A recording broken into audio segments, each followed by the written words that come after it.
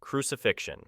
Originating from ancient Persia and perfected by the Romans, crucifixion was one of the most infamous methods of execution, intended for the most despised criminals. The process involved the victim being nailed or tied to a large wooden cross and left to hang until dead. Death could take days and resulted from a combination of factors including dehydration, blood loss, and asphyxiation. This form of torture was designed not only to cause severe physical pain, but also to humiliate the victim. The Brazen Bull.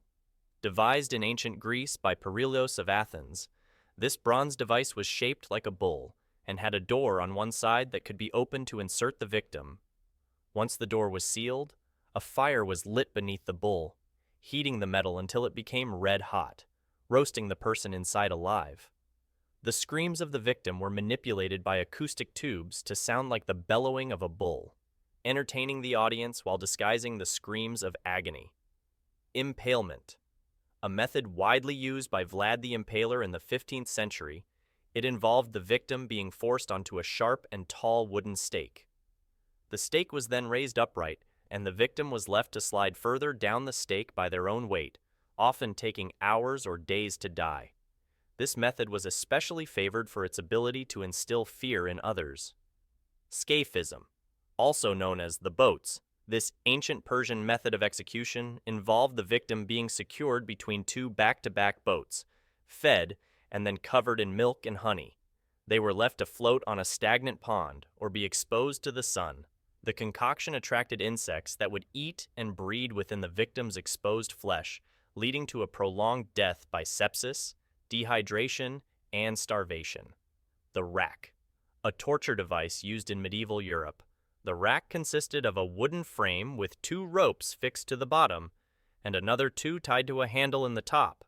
The victim's ankles were fastened to the bottom and wrists to the top. The torturer turned the handle, stretching the victim's body until the joints were dislocated and eventually separated. This method was notorious for extracting confessions. Breaking wheel. Also known as the Catherine wheel, this method involved the victim being tied to a large wheel and having their limbs broken with an iron hammer or club.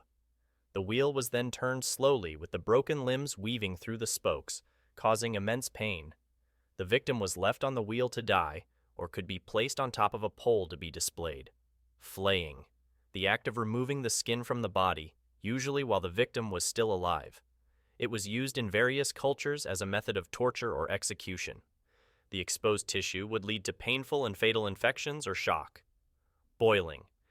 Execution by boiling involved placing the victim in a large kettle or pot of boiling liquid such as water, oil, or tar.